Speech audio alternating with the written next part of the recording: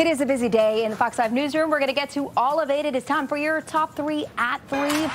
We're talking about everything from the Secret Service to personal safety. But right now, kicking it off with the big story of the day. We're starting off in Montgomery County, where leaders are strongly considering a moratorium on data centers. But first, they're taking a look at proposals about how exactly to go about doing that, what the ramifications could be. It comes as several counties across the state of Maryland, including Prince George's and Frederick, have put a pause on data centers.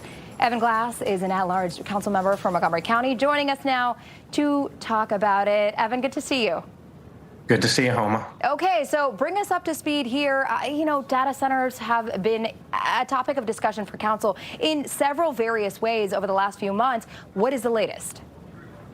Well, just this morning, I met with my colleagues on the Economic Development Committee, and we unanimously voted to support an 18-month pause on any new data center approval in Montgomery County. And when we talk about an 18-month pause, that means we're not permitting data centers. We're not engaging with data centers.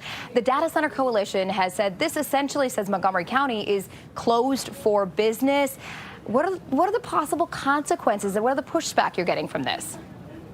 Well, we are not closed for business. We want to get business right. And what that means is ensuring that any new data center development that comes to Montgomery County, especially large-scale data center development, does not take all the water from the Potomac River, and it does not increase utility bill ratepayers by having your electric bill skyrocket like what has been happening. So as we move forward with technology and advancement, we want to make sure that when we engage with any potential data center developer, that we're able to negotiate with them and that we're able to protect our environment and protect our residents. We know the environmental concerns have been really at the forefront here. And one thing you and I had talked about several months ago was this task force you had wanted to create, because data centers are not necessarily new, but they are new to the area. And we've seen kind of what happened in Loudoun County.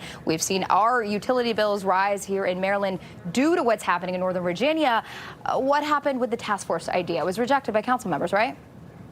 It was, and here's the reality. There are so many people in our community, in our region, with a lot of different opinions, and most people want to get this right. And I still continue to believe that the way to do that is by expanding the table, having stakeholders come together from the environmental community, utility companies, and businesses to make sure that we all share our expertise and our perspectives, which I put forward as a 16-member task force. Unfortunately, that was not supported by my colleagues, but we do now are on the cusp of having an 18-month moratorium, and that will allow us much more time for community stakeholder engagement. And as we mentioned, there are several other counties across the state that are doing this. The range of the pause really ranges. There's some are 6 months, some are a year. Montgomery County is talking 18 months. How do we come up with that number? I was the first in Rockville to introduce the idea of a moratorium, and originally it was 6 months, figuring that we could take that time to do our due diligence. One of my colleagues, Will Jawando, introduced a 2-year moratorium, and as often happens in politics, we compromised and came up with an 18-month moratorium. Both Councilmember Jawando and I are supportive of this, and then Tuesday it will go to the full council, and I hope my colleagues will unanimously support this compromise. All right, we'll be watching and waiting. Montgomery County Council Member Evan Glass, thank you for joining us. Appreciate it. Thank you.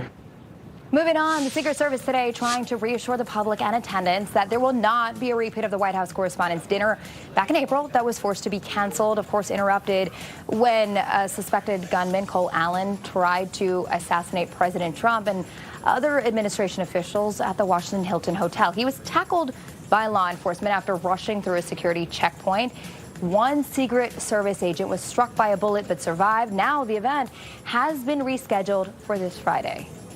We are in a heightened level of a threat environment right now. It's no secret. There are things happening around the globe that are always going to impact how we move, and that's how we evaluate what our security plan is going to be. You know, we do base that off of. Now we're going to bring in Rich Coco, a retired FBI agent, security expert, to discuss how the Secret Service moves forward from here. Rich, thanks so much for joining us. Glad to be here. Thank you. Okay, so the dinner this week is going to be a much smaller gathering. It is at the Waldorf Astoria. Do we know anything in terms of safety and security, what they're putting in place? Well, they're not going to tell us everything. We know that they want to be very confidential about what their actual security plans are, and I know everybody understands that. They're doing the things you would expect. They did their after-action report first, which in reality is what the Secret Service's job is to protect the president.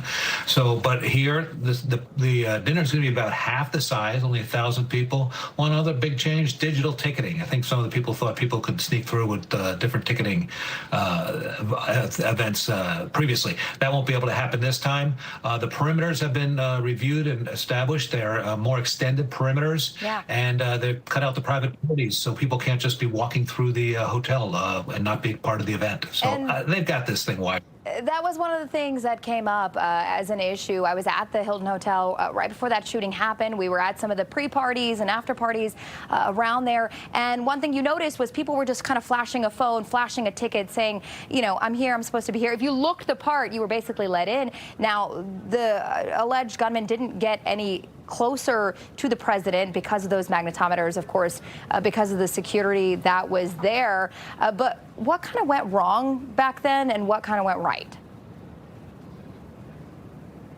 Well, I want to call it a car crash, the original dinner, but the airbags worked. And that's the whole point, is they don't want to let somebody who's dangerous get close to the president. And that's what happened. Yes, that person got to that perimeter where the magnetometers were, through it, by running through it. But everything, they were able to stop them there. And that was a floor above the actual dining facility and far away from the president. So Secret Service did their job with their partners and doing the same thing.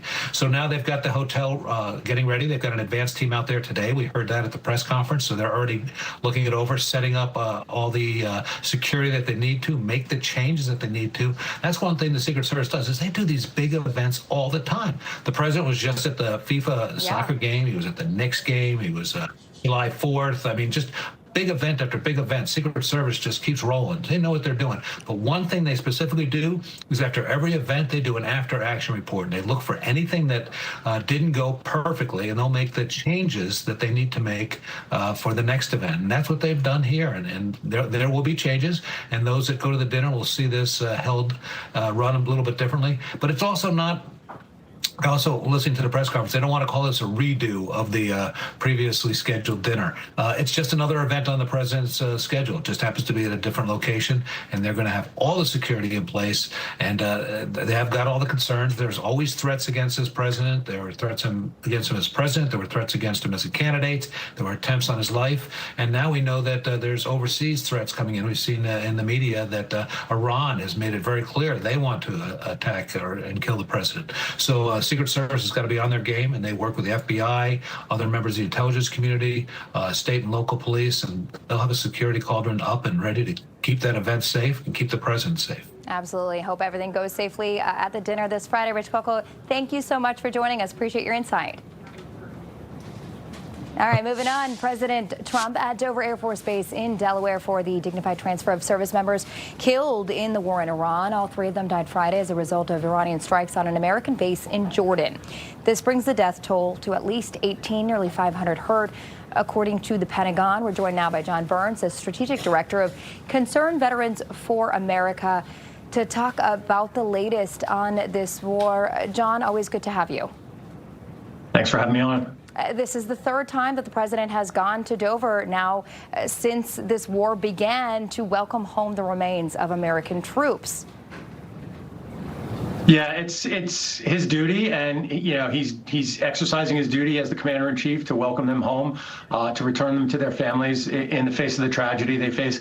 My thoughts and Concerned Veterans for America's thoughts and prayers are with those families. It's a terrible thing to have to go through. I've suffered the loss of comrades, but not a family member this way. But it is a reminder of the high cost of actions abroad in places like Iran, as well as in the past, Iraq, Afghanistan, and other wars that we fought in. It costs human lives, and it's something that the nation has to weigh every time. Yeah, and speaking of those other wars, the president posted something the other day that some people thought was in poor taste. He posted the death toll of American troops in those other wars and said, in this one, 4 months in, there are only, this 18 number of American troops lost. For the family and friends of those 18, it is not a low number.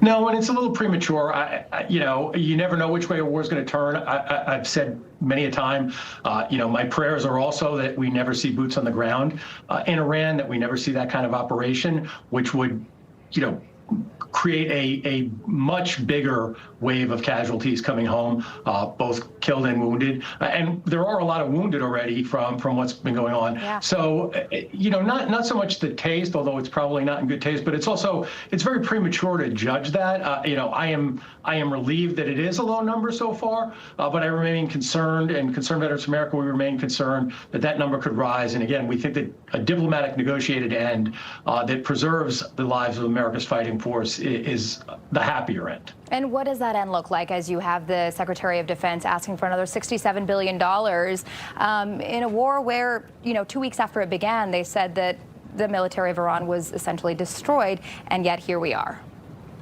Well, Iran had their conventional military was certainly degraded by a vast amount, destruction of their Navy, destruction of their Air Force, but they've been practicing for years to fight an asymmetric war, and with a few thousands of dollars of drones, sometimes they've been able to take out U.S. weapons just by making us use them, air defense weapons that cost millions.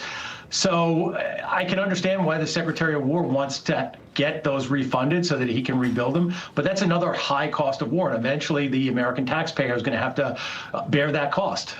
All right, John Burns with the Concerned Veterans for America. Always good to have you on. Thank you, ma'am. All right, the DMV Zone is back right after this quick break. Don't go anywhere.